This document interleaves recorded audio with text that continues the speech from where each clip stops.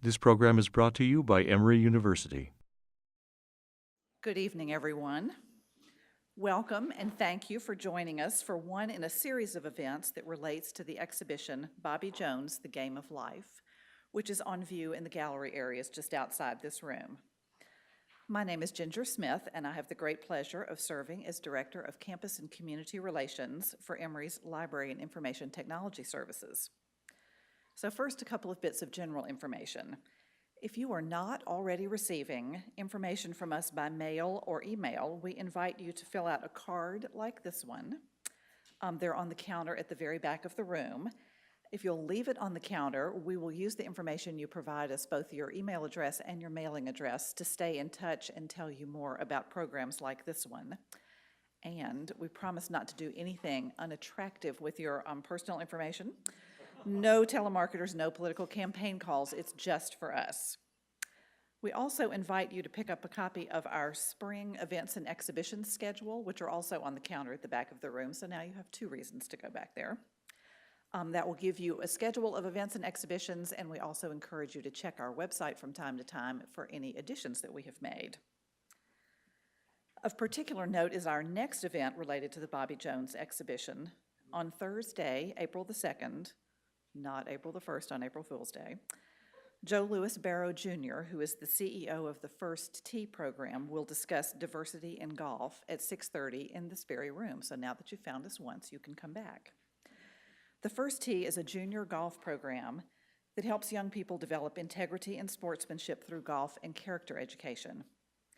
Joe Louis Barrow Jr. is the son of Joe Louis, heavyweight champion of the world from 1937 to 1949, who was also a golfer himself and played a key role in the integration of the Professional Golfers Association of America, the organization usually referred to as the PGA. As you noticed when you came in, light refreshments are available to add to the evening's festivities, including Augusta National Appropriate Pimento cheese. So please feel free to remain after the program to continue to enjoy those and to talk golf with our guests and with each other and to visit the exhibition. And now on to the golf portion of our program, moving from food to golf. First, I would like to recognize some special guests in the audience. We are delighted to have with us Emory's golf team coach, John Schoberg, and members of the Emory golf team. Would you all stand for a moment, please, so we can recognize you?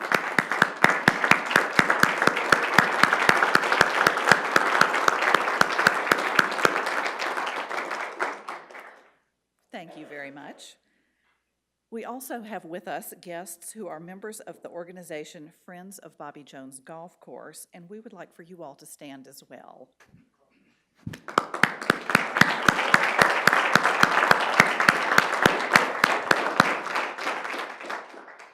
So while everyone is mingling and nibbling after the program is over, we hope you will take time to meet our Emory golfers and our Bobby Jones Golf Course friends.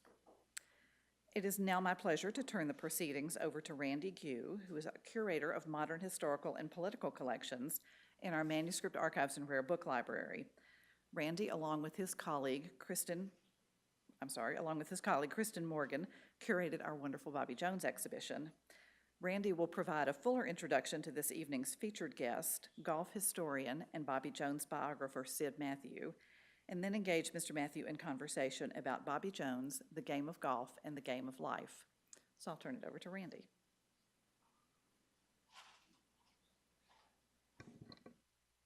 Thanks, Ginger. How y'all doing? Thanks for coming out tonight. I want to welcome you to the Robert W. Woodruff Library and welcome you on behalf of Yolanda Cooper, the University Librarian, and also on behalf of Rosemary McGee, the Director of the Manuscript Archives and Rare Book Library, or MARBL, as we abbreviate it. I want to thank y'all for coming out tonight to the first event that held in conjunction with our exhibition, as Ginger said, Bobby Jones, The Game of Life.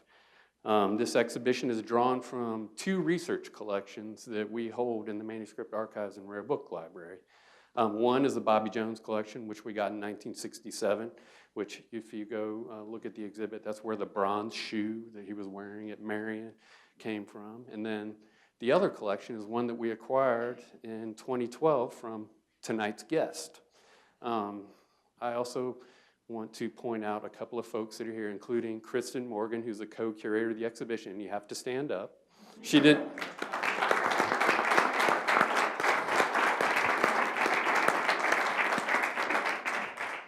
She didn't want a speaking part in tonight's festivities. So. And then I would also like to recognize Mr. Matthew's family who came this evening. So thanks y'all for coming up. I appreciate y'all traveling here tonight.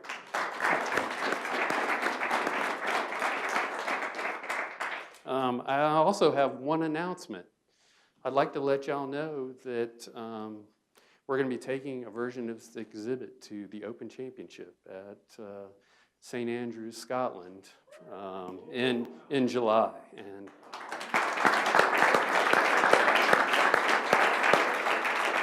so we are delighted at that possibility. It's the 85th anniversary of the Grand Slam, and what could be more appropriate than the old course at the Royal and Ancient for that. As y'all know, what's today?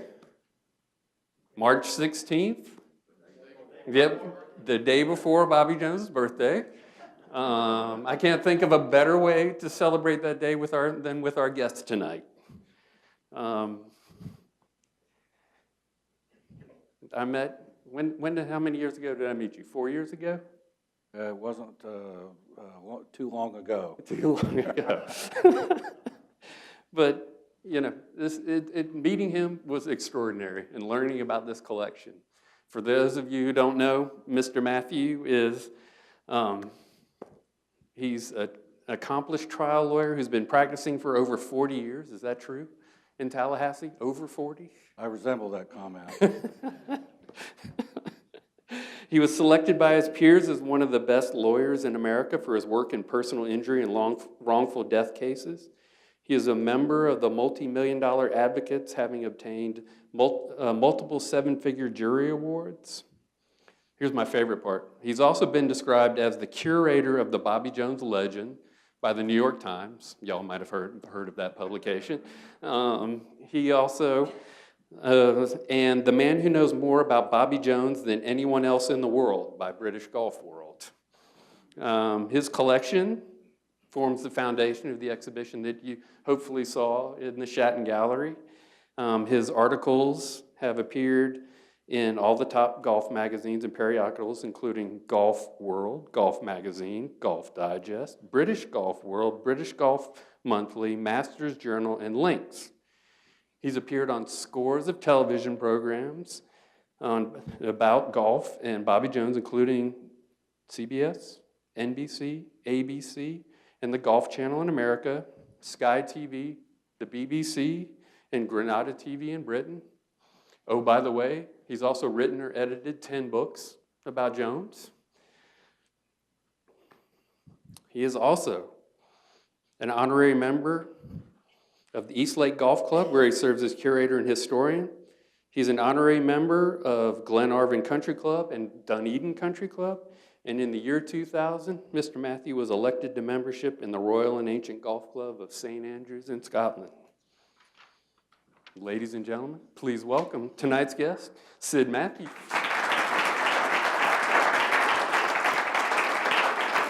Thanks for coming.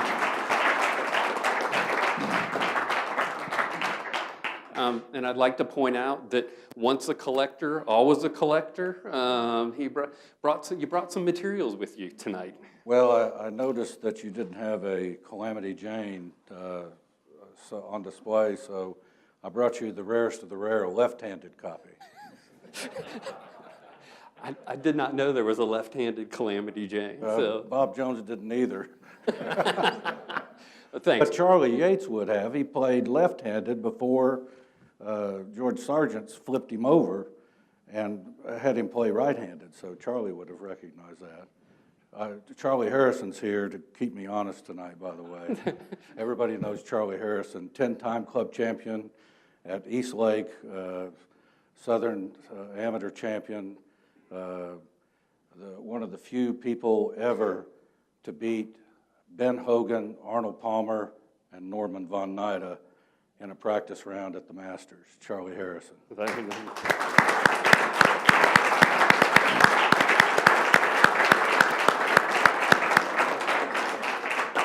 And with him is Sylvia, his lovely wife, who they honeymooned when he played the British amateur at Royal Porthcawl in Wales. So Sylvia's here tonight, too.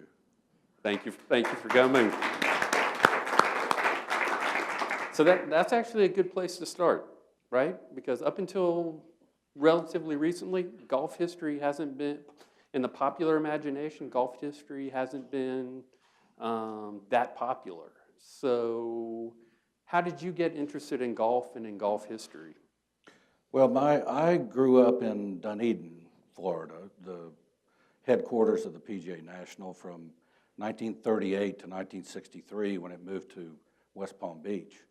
So all of the old golf pros who wintered came down to Dunedin where they got to play for free. And I just thought they were tired, old, grumpy guys. And it turns out that they were the greatest golfers in the world. And, you know, it just took me a long time to sort of figure that out. But later, my law firm litigated against Bobby Jones' law firm in a series of class action products liability cases. And I would always go up to the Jones law firm, Jones, Bird and Howell, 75 Poplar Street, 4th floor, Hawes Howell building.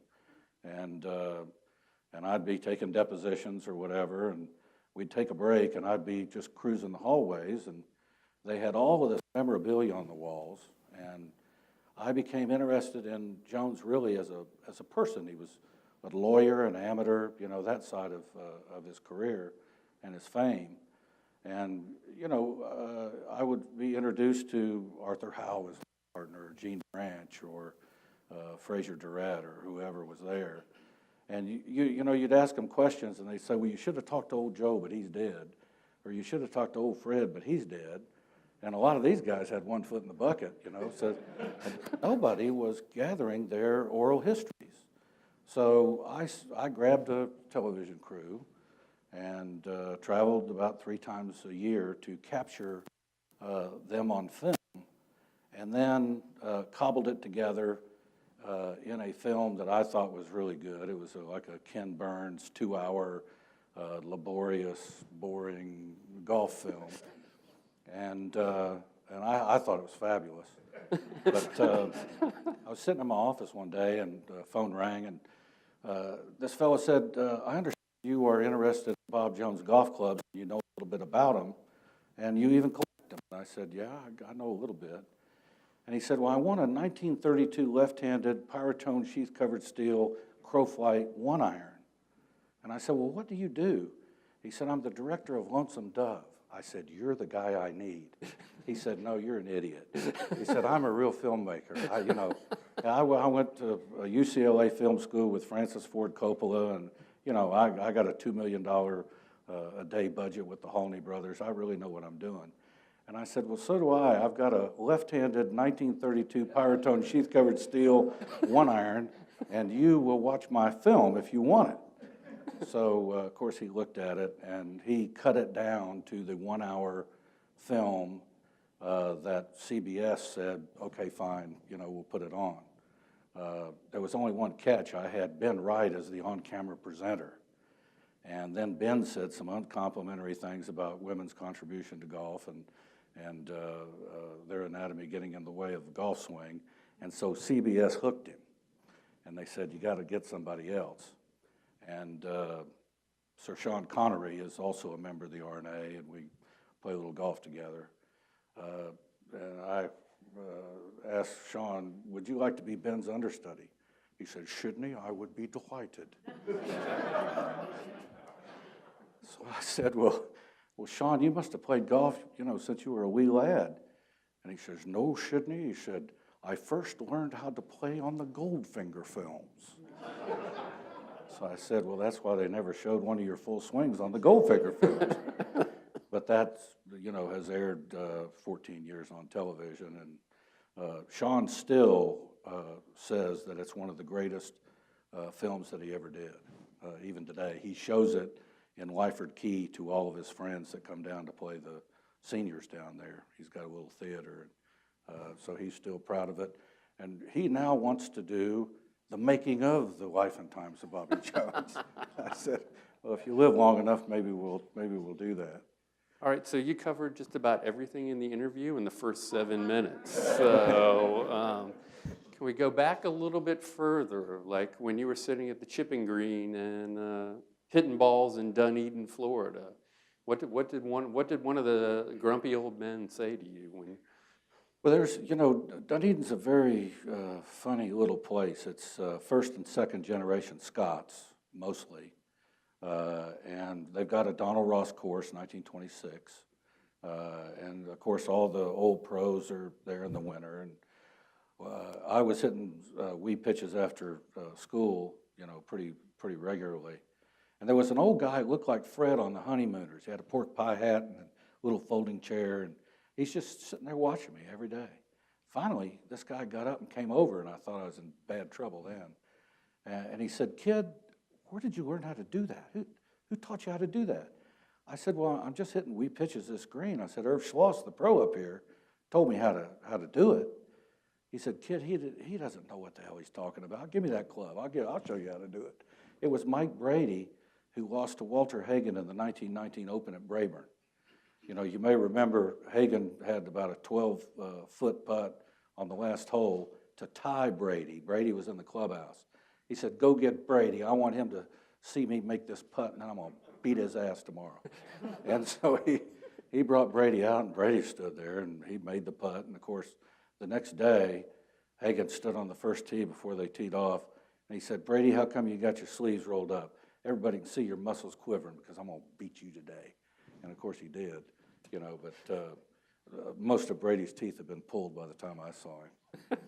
But that was just sort of a regular occurrence there, Gene Sarazen played there. Sir Ronald Teacher had Teacher's Scotch, and they had the Teacher's Quake, the seniors championship. The American champion then went over and played at Glen Eagles for the world championship. So, it was a real assembly of famous people, and they were just regular people, really, and turned out to be wonderful companions. Well, and so you were around this history, even if maybe you didn't appreciate it at the time. But is that how you got interested in golf just now history? getting around to appreciating it. Well, did they talk about? I mean, is this where your interest in Bob Jones started? Did they talk about Bob Jones? It's a funny thing. Jones always said, "You can only beat those who are around when you're around." So it's unfair to compare people of one era to another era. So what do? We do exactly the opposite of what he told us. We compare it all the time.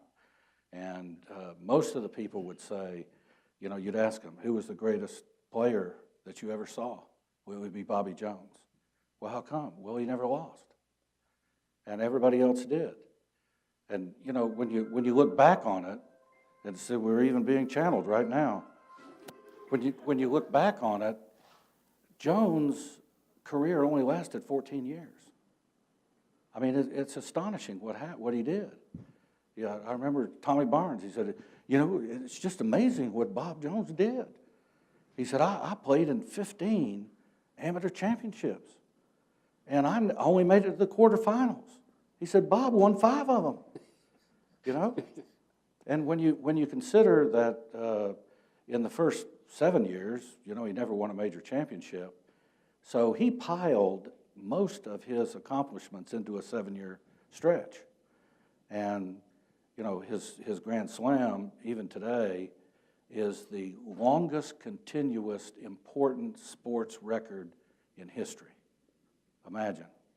Longer than Babe Ruth's home run record, longer than the hit record, longer than Byron Nelson's 11 in a row. Babe Zaharias won 17 in a row. It was in 2 calendar years, but 17 in a row. But the Grand Slam still is, you can't name a longer record in sports history than that. And so it's pretty astonishing.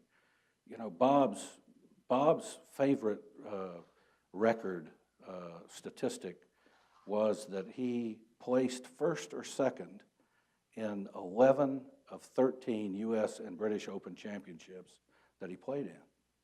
First or second in 11 of 13. He went over in 21, he's only 19, and he did not storm off the course, but he did quit.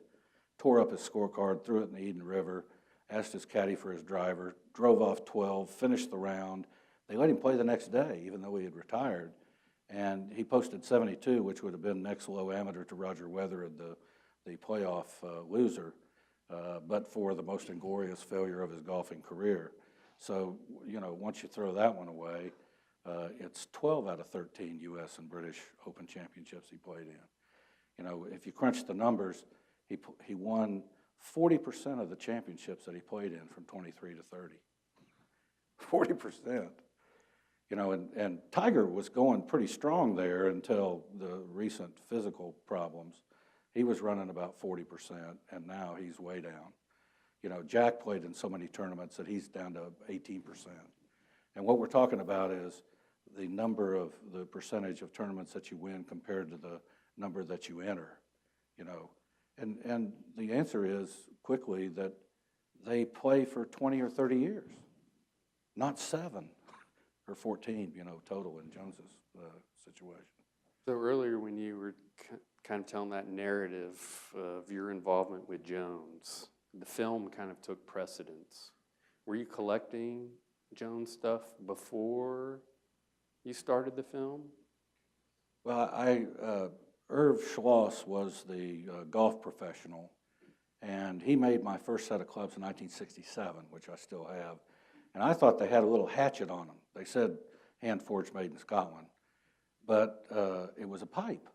It was Tom Stewart of St. Andrews' logo, his cleat mark, the pipe, one of the oldest of the old. Jones had 4 or 5 of those clubs in his bag for the Grand Slam. So I never put that together until 20 years later. Interesting. But I started figuring out what the clubs were that Jones used in his bag. On November 22, 1925, the Eastlake Clubhouse burned to the ground, and Jones's clubs burned up along with them, except Calamity Jane, which I hypothesized was the only woman he slept with other than his wife. That club was under the bed. But he then had to go out and replace all those clubs to win the Grand Slam. He went through 300 golf clubs to pick the 16 that he won the Grand Slam with. And when J. Victor East, the famous club maker and engineer, micro-measured them, they were within a whisker of swing weight and dead weight, all done by feel. And so I set out to figure out, well, what were they? Because they didn't make sets at that time. You just picked the cleat maker that you liked and the feel of the club, and so they were mongrel sets. 12 out of the 16 were at Augusta in the trophy case, so that was like breaking into Fort Knox. And he gave the driver to the R&A, the Jeannie Dean's driver by Jack White. The Brassey was at Newport News Museum, wonderful museum there. That was by George Duncan. And then his putter, the second Calamity Jane, was at Golf House, USGA. So I got a hold of Augusta, and they had the clubs with the faces out. You couldn't see the cleat marks on the back. So I called up Jim Armstrong. His father, Captain Armstrong, lived in Tallahassee. It's a great coincidence. It is. Some of these things are really kind of coincidences. But I asked Jim what was in the case. He said, "Who cares?" And I said, "Well, I'd like to know." And he said, "Well, we open it when the light bulb burns out, and we'll call you." So one day I got a call. "Hey, Sidney, the light bulb burned out. We're going to open the case tomorrow, and we would like for you to be there." So I called my wife, and I said, "I can't explain. I'm going to Atlanta. I'll see you tomorrow." So I made the 4 o'clock plane, and they took all the crown molding off of the trophy case. You all have seen it, and the glass. And so I took all the clubs out, photographed them, put them back exactly as I found them with the faces out, so nobody could catch me for a while. And they put them all back together, and then published the history of Bobby Jones clubs. Was that the first thing you wrote about Jones? Yeah, it was the first real disclosure of the clubs. But before I did that, I put the word out to all the golf collectors. I am collecting these clubs. I can't tell you why. I'm just collecting them, and so they started sending them in. I was a marked man, and they just kept piling them in. and I found 16 of the same clubs made by the same maker at the same time that they made Bob Jones's clubs. Was that the first stuff? So that was really kind of the entree. So you actually got in through the clubs. That's interesting. It was the clubs. So how did you get from the clubs to the man, right? How did you go from these were the clubs he used to play with the Grand Slam to writing a biography, which is a huge step, and to producing creating a documentary about him. That's a big step. Well, it is a big step, and of course, my kids thought that Bobby Jones was their uncle, so I dedicated the book to Uncle Bobby. But It's true. But that's when the litigation really started to come to the fore, and I became really interested in Jones as a person. And Charlie Yates really struck a chord with me when he said, Sidney, you know, Buster Bird said that when Bob Jones died, it was too bad that he would be forgotten, and such a great person would never be remembered.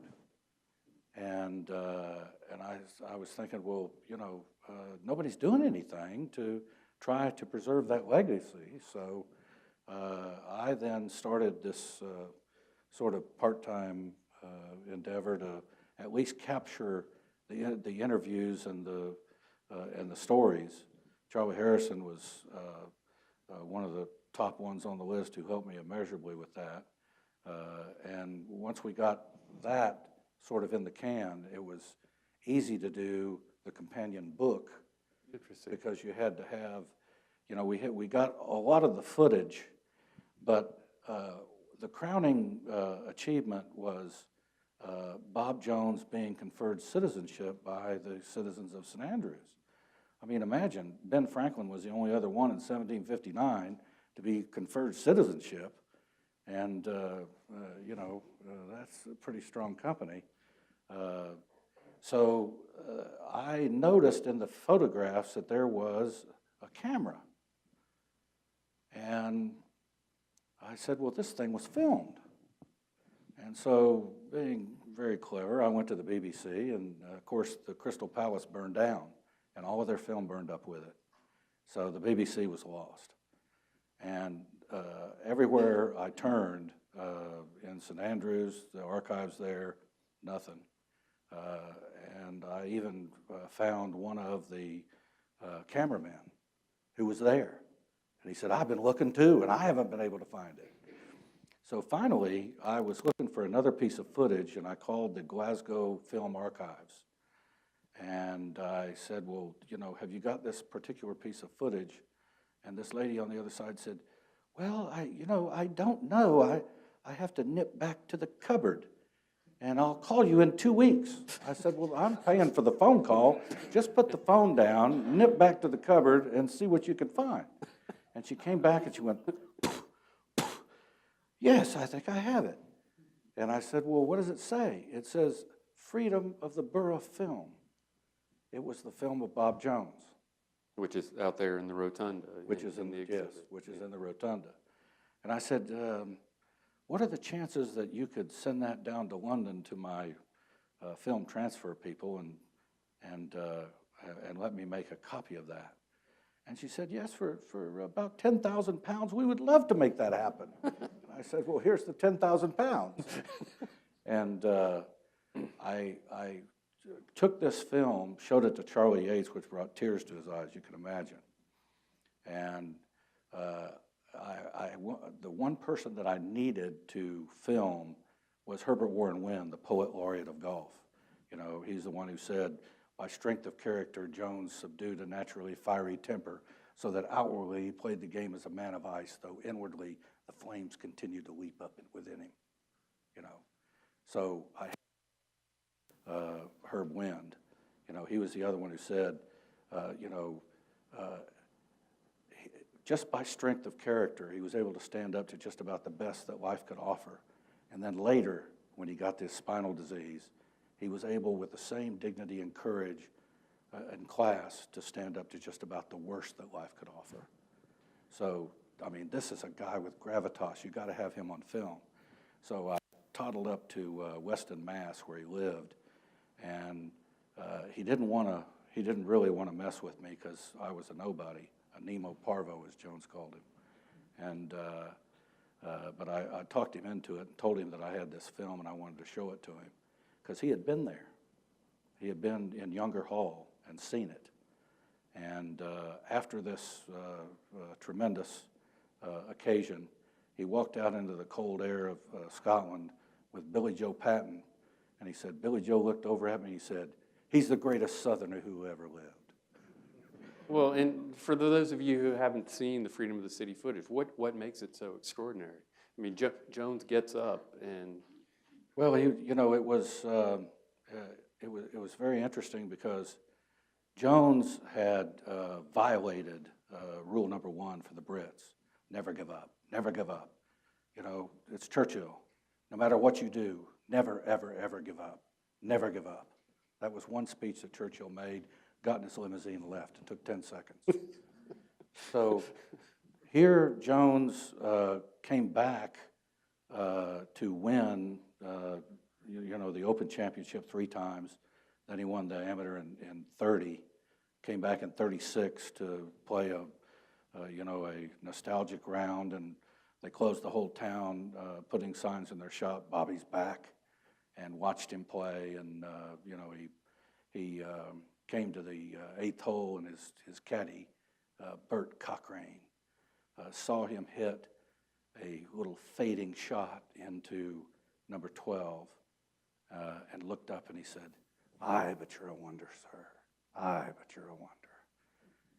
So he then comes back in 58, and they know it's the last time they're ever going to see him. Yeah. They had the World Amateur Team Championship for the first time. It was the Eisenhower Cup. And so they made Bob Jones the honorary captain of the team.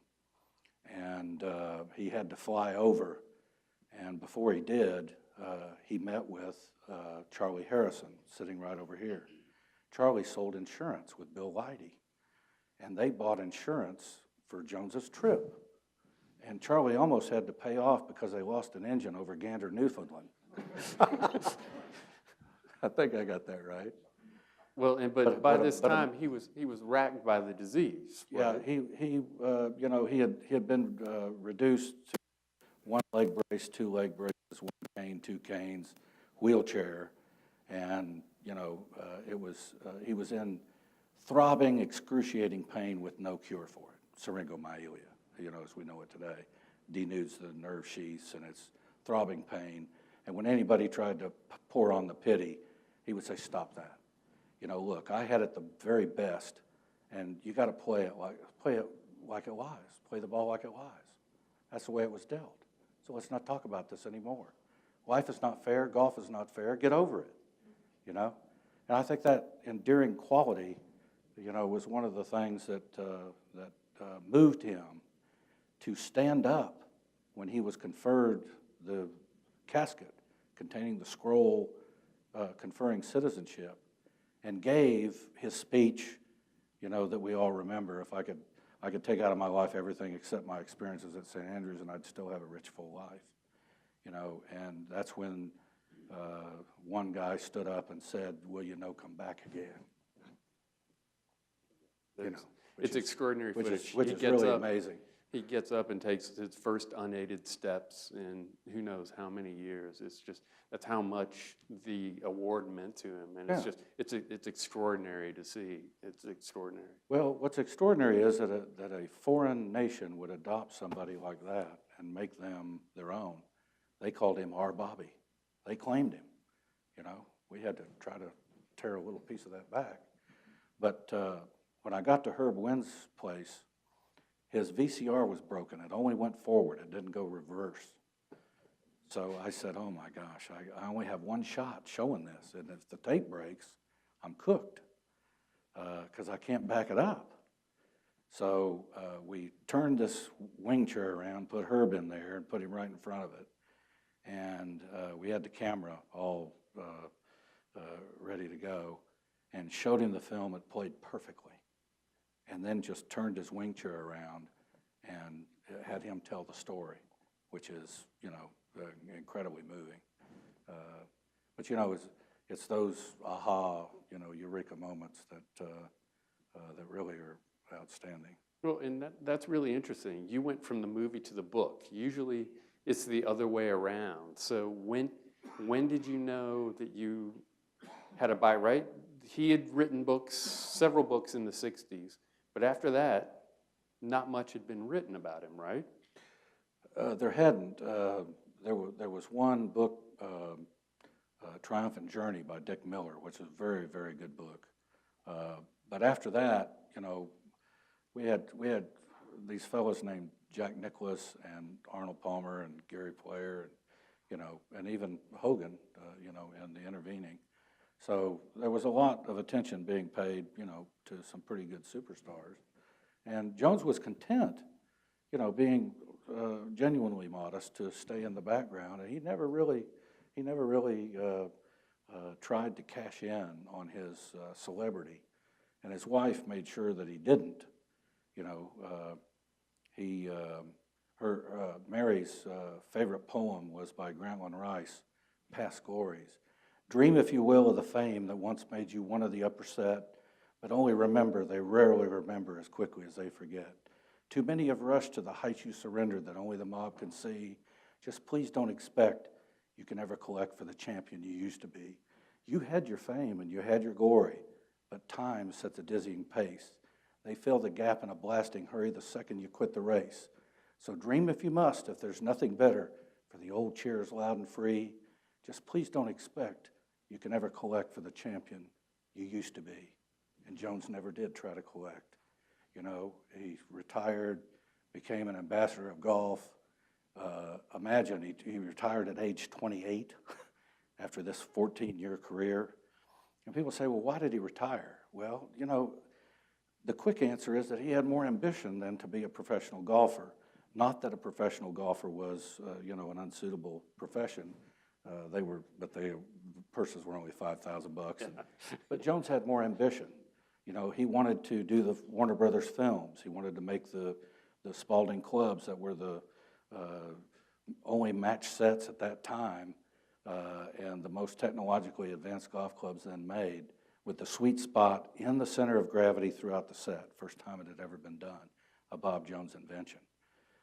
He wanted to make the world's wonder inland golf course, Augusta National, start the Masters, write 5 books, and also be that person that we know.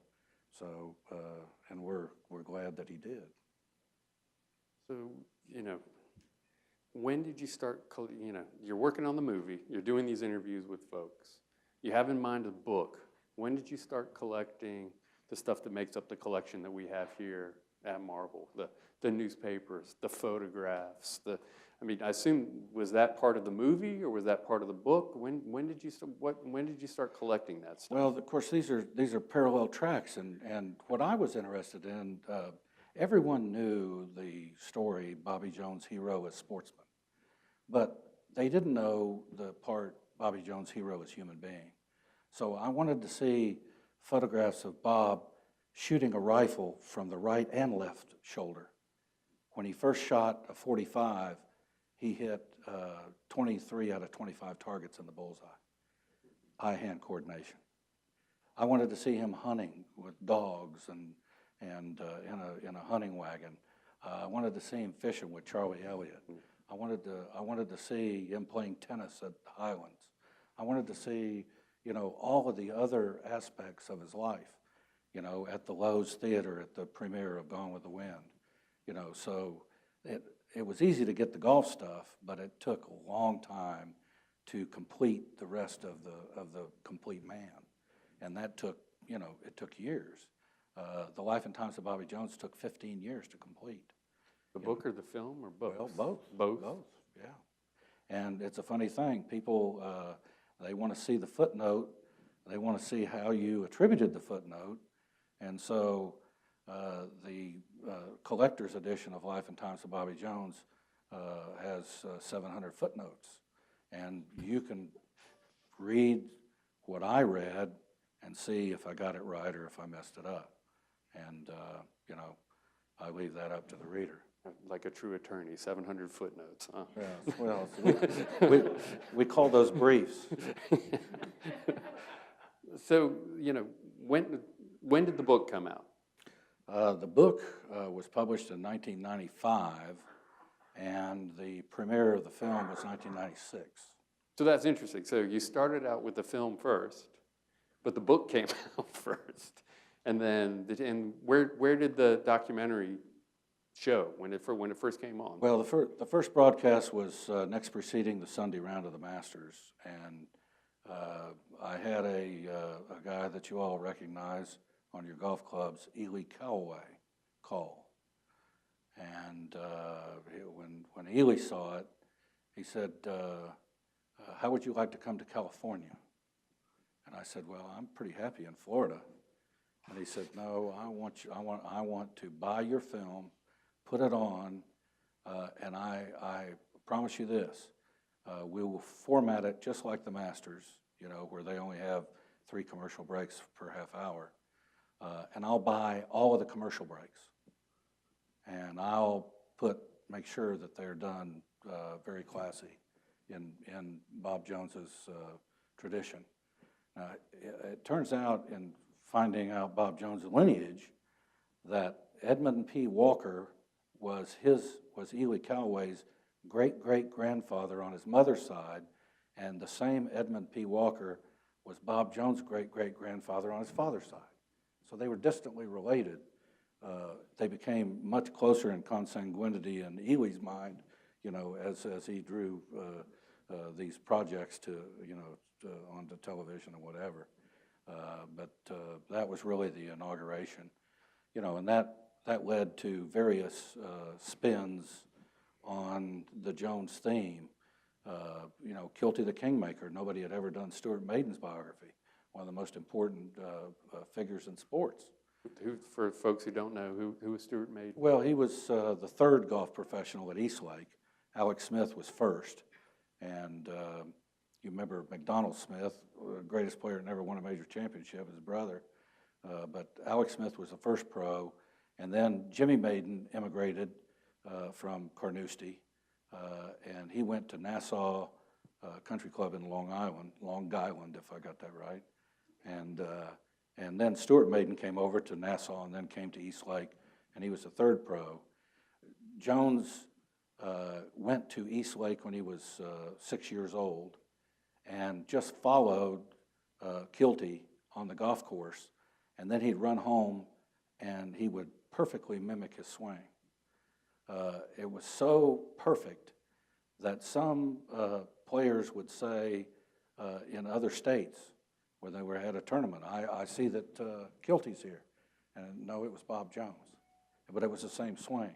It's kind of interesting because the St. Andrews swing, St. Andrews, the boundaries are out of bounds on the right, going out of bounds on the right, coming back in, because it's the stone wall. And so the St. Andrean, you could tell they had a flat swing because it had to go right to left. So they had a flat swing that always hooked the ball into the middle. In Carnoustie, they've got jockeys burn and berries burn, just like snakes going through the golf course. So you've got to hit a high cut shot and make it stop, because if you hit a low runner, it's going to go into the burn. So Stuart Maiden had the upright swing that caused a cut shot so that it would stop, and that was what Jones copied. It's very interesting. Even today, you can look and see he's from St. Andrews, he's from Carnoustie. You can tell, and that's how they did. It's fascinating. Well, and it's interesting because that ties, right? Jones's swing had a lineage that ties him into the past and ties him into Scotland and all that. So it's, even though it's Carnoustie, but it's very interesting. So how many years did you spend Before we get off on that, right. we were talking with the golfers from Emory about Jones's swing having 2 loops, and his signature also has 2 loops. The J on Jones is backwards instead of forward, and the J on Junior, the bottom, is backwards like a Q. And if you look at Jones's swing with a line drawing, it has two loops, one going back and one coming through. It's kind of a little... Only you would notice that, right? Would make those connections. No, I can't play a lick. You could just sit up here and do this by yourself. Yeah, right? yeah. So how long did you spend building this collection? I'm just dispensing with those notes. Right? Well, how long did you spend building this collection? Well, this, you're talking about a 30-plus year collection. And it's, to most people, it's junk. And that's true. I beg to That's differ. true in most households. So I had a running conversation with my wife of 35 years, my darling Linda, and she said, you really need to get rid of this junk. We need to downsize. I mean, this is getting ridiculous. You're what's called a hoarder. You need to see a psychiatrist. And I said, look, baby, I've got a disposal program. She said, so do I. When you die, I'm hauling it all to the curb. So I said, there's some sincerity in that. And Pete McTeer cornered me at a Bob Jones Scholarship Trust meeting at the Butler Cabin. And he said, Sidney, what are you doing with your stuff? And I said, well, I really need to get rid of it, Pete. And he said, have you thought about Emory? I said, Emory would be perfect. Because when I started, I went to the Rare Books and Manuscripts Division. Linda P. Matthews was the curator, and she opened up the archives and opened up those hinges. And I was able to come in. Bob Jones' daughter, Clara, told me, I said, surely you have family scrapbook with a bunch of pictures. She said, we used to. Giant, black, old thing, very thick, hundreds of pictures in it. And one day, my dad and somebody else picked it up and took it, and I never saw it again. Well, he brought it here to Emory. Yeah. And so Linda brought this thing out with these white gloves, and they were still in the scrapbook with O.B. Keeler's captions typed on them. So you can imagine, it was like finding the hieroglyphics.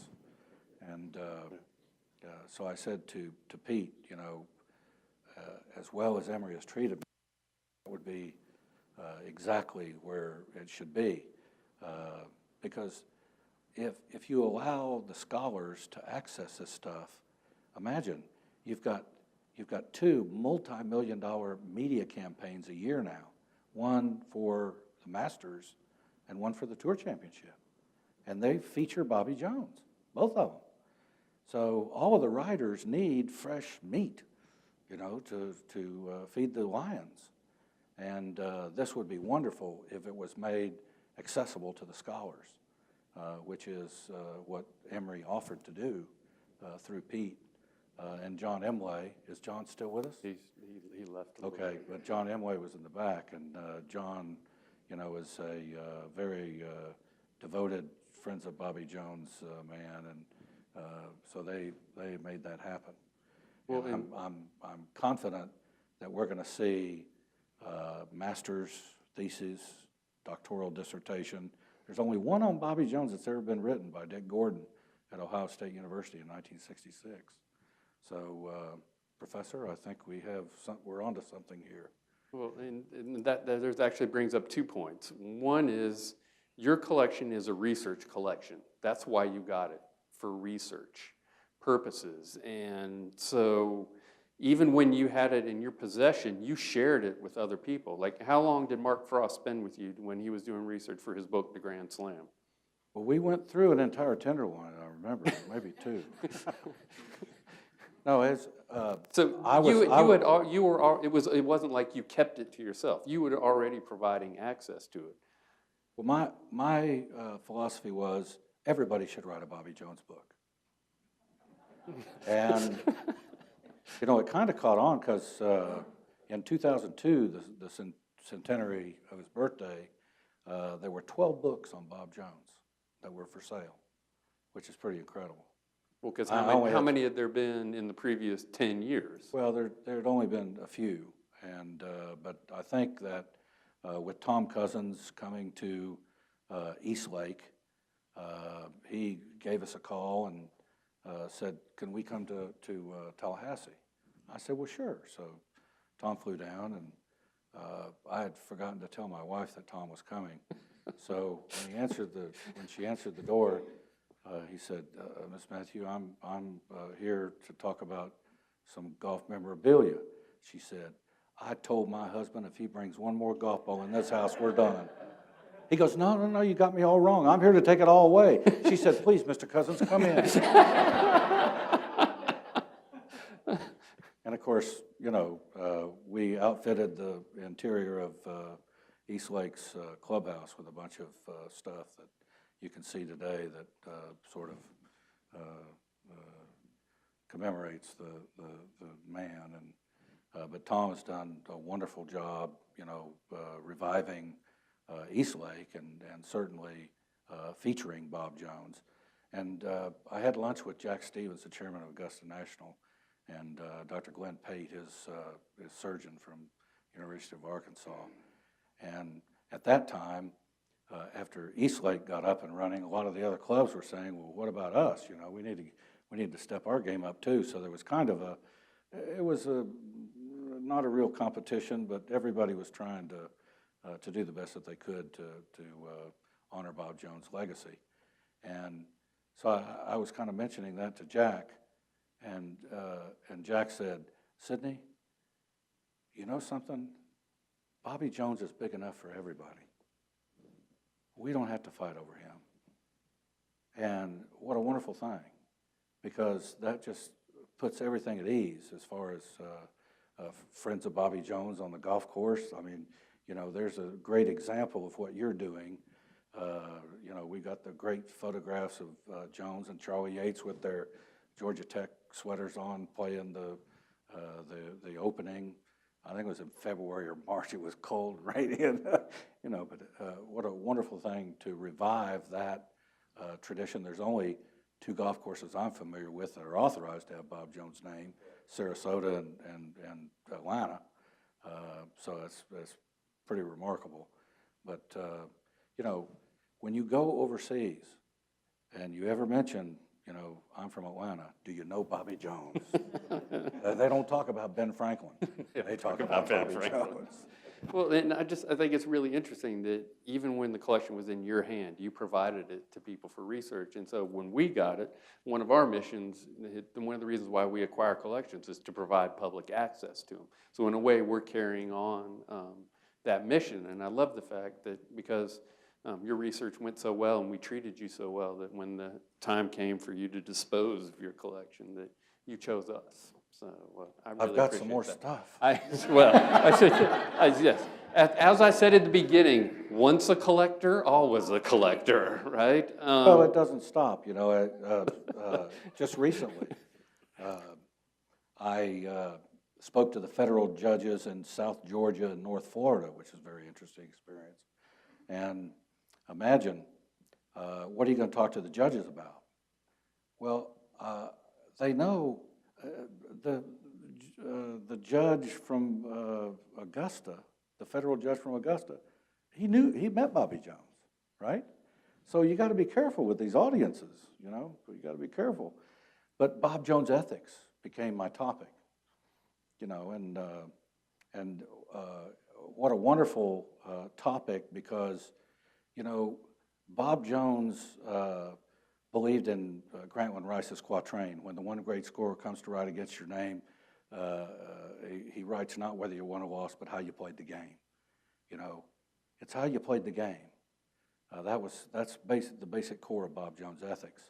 So I started out by telling the story of the best ethics lecture I ever heard. It was scheduled for 1 hour and it lasted 10 seconds. If it ain't true, don't say it, and if it ain't right, don't do it. If you can't tell it like it is, don't tell it like it ain't. And when you talk about Bob Jones, that's exactly what his life was about. Calling, golf is a wonderful game, only game that you play all your foul balls and you have to police your own conduct and call penalties on yourself, which Jones did 4 times, not just one.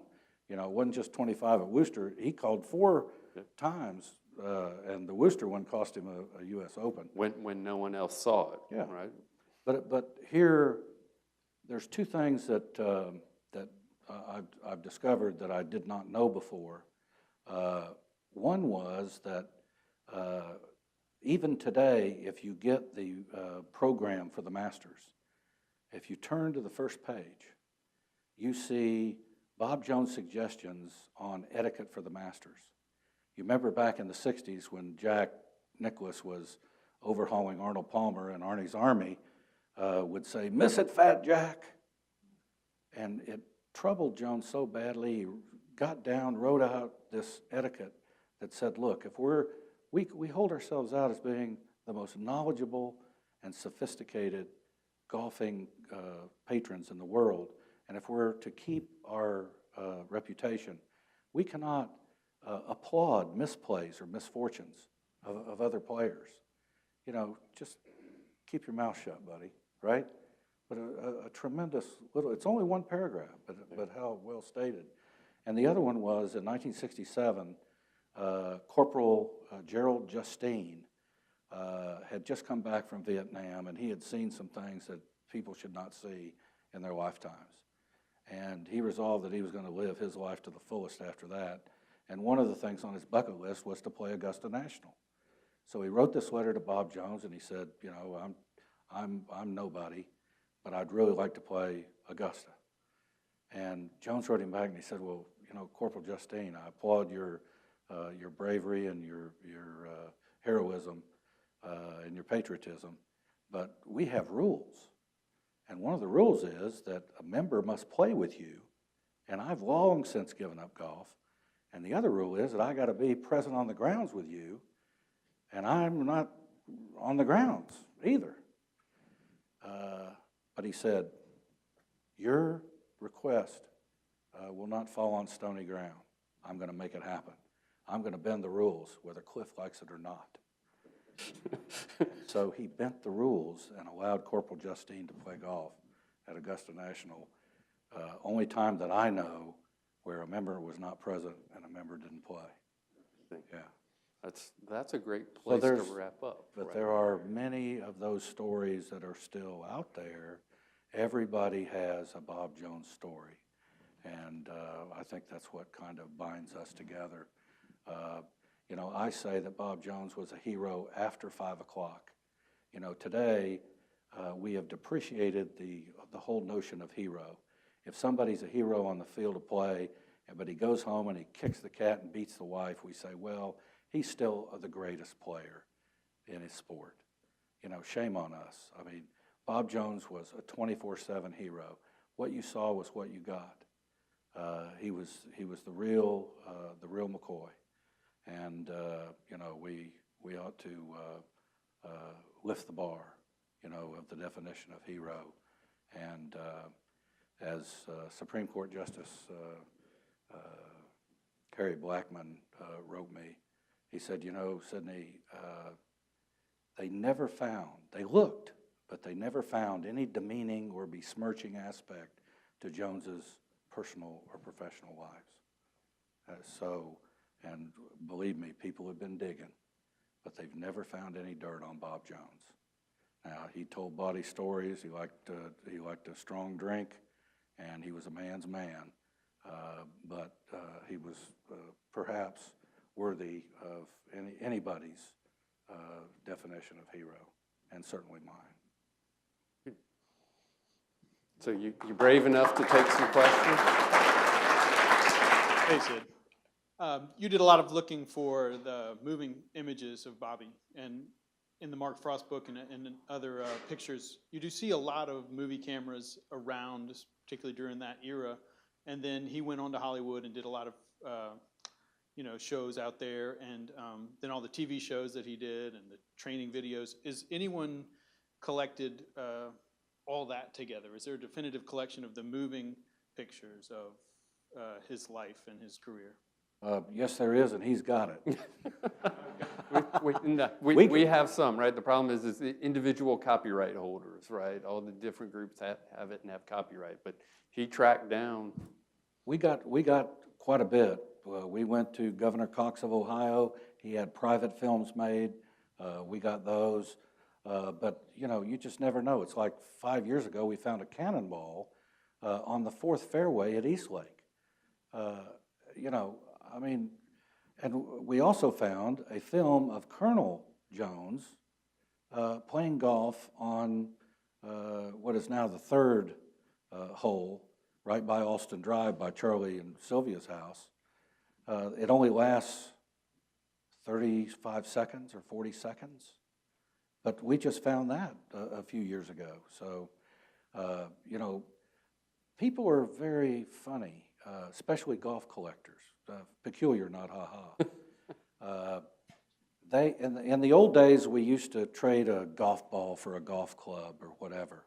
And then when the golf auctions came in the middle 80s, these memorabilia went for these astronomical prices. So all the golf collectors said, I'm a millionaire because I've got all that stuff. You know, and then you couldn't trade for anything. But everybody, even though they collected golf balls, golf bags, tees, whatever, everybody was a Bobby Jones collector because they knew that that's where the gold standard was in the expectation of prices. And so a lot of people have, like Harrison Johnston, we found a film that was taken on the roof of the Grand Hotel in St. Andrews of Bob Jones and the clubhouse. It pans all the way over to the R&A throughout the 1st and 18th fairways. And that was in the family of Harrison Johnston. So these families find this stuff, some of which they don't even know that they've got, and then it comes out. So we're going to find more of these pieces of film, but we've got a pretty good head start on, you know, the universal stuff, available stuff. And of course, you know, Ely Calloway found the set of MGM films, you know, that he later commercialized. The How I Play Golf and Bobby Jones on Golf that are still sold. Any other questions? Any other answers? We need answers. One, and then you're next. First of all, thank you for your significant role in preserving the Bobby Jones heritage. My question is, you mentioned in your remarks earlier, Mr. Matthew, about the motivations Bobby Jones had for retiring from golf. You mentioned to start the Masters, to write books, do films. To what extent, in your opinion, did his deteriorating health play in his decision to prematurely, as many would say, retire from golf? Well, he retired September 27, 1930, when he won the Grand Slam at Marion, and he was 28 years old, and he was at the zenith of his health.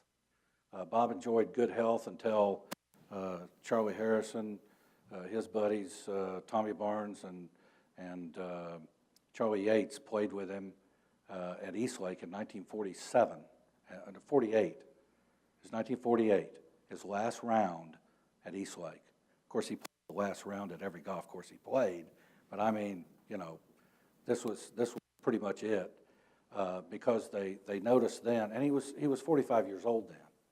So when he retired, you know, the purse for the first Masters in 1934 was $5,000, and they didn't even go to Alfred Severin Bourne and borrow the money from Bourne to make up the purse.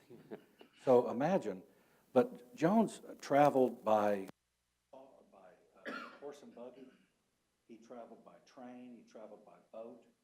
You know, and he's crisscrossing the world. So, and he was away from his family. So those personal factors, you know, he wanted to be a professional lawyer. He had all these other ambitious endeavors in mind, but his health at that point was not one of them. Now, it was to the extent that the pressure that he felt was getting to him. I mean, in 1926, he was sick to his Willie Ternisa was going to win the Open at Scioto. He knocked on the door of Dr. Ryan, and Ryan gave him some Epicac or whatever for his stomach. And 20 years later, and Jones hit a 340-yard drive on the last hole and beat Ternisa. This was with a wooden shafted club and one of those little mush balls that they played with. 20 years later, Jones knocks on the door of a much older Dr. Earl Ryan, and he said, "Sir, do you know who I am?" He said, "I don't know you from Adam's house cat." He said, "My name is Bob Jones. Years ago, I knocked on your door, and you gave me something for my stomach, and I just came back to thank you for it." That's the kind of guy he was. But later, when he discharged his shotgun inappropriately, so he gave up hunting, Charlie Elliott made a boat, put a swivel seat in it so he could lift this crippled body down on this swivel seat. And he had his lunchbox here and his bait here and his tackle box over here. And day after day, this old dock worker lifted this crippled body onto this boat. And finally it got to him one day. And he said, "Mr. Jones, pardon me for saying so, sir, but it's just hard for me to imagine that you were one of the greatest players in golf in the world and won the Grand Slam." And Jones just looked up and he said, "It wasn't easy." All right, your mic's dying out, so we have time for one more question. We have right here in the second row. Do you have any knowledge of Bobby Jones' involvement with Bobby Jones Golf Course here in Atlanta? I know that he lent his name to it. I know that he honored the formation of that club by playing in the ceremonial first round, obviously. And this was born of his desire to be a civic citizen. Imagine, in 1938, Jones was the first person to ever achieve the community chest target, which then was $350,000. It was unheard of. First guy ever to do it. You know, I've got him in hundreds of exhibitions, hundreds of them.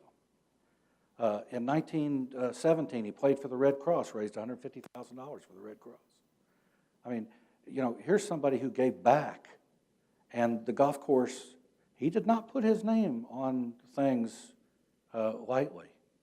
He did not want to commercialize himself. So he was very, very picky about that. Sarasota and the Atlanta course were the only two. And those were with his blessing. But imagine the civic contributions that Jones made. You know, even he was double disqualified for military service, but he went and grabbed the general by the throat and said, "Put me in the war," and he landed at Normandy on D-Day +2. I just found a couple of pictures I'd never seen before of him in the chow line of World War II. And just imagine the contributions that Jones made, you know, to civic groups like that. All right, Sid, thank you very much. Really At this appreciate it. point, The preceding program is copyrighted by Emory University.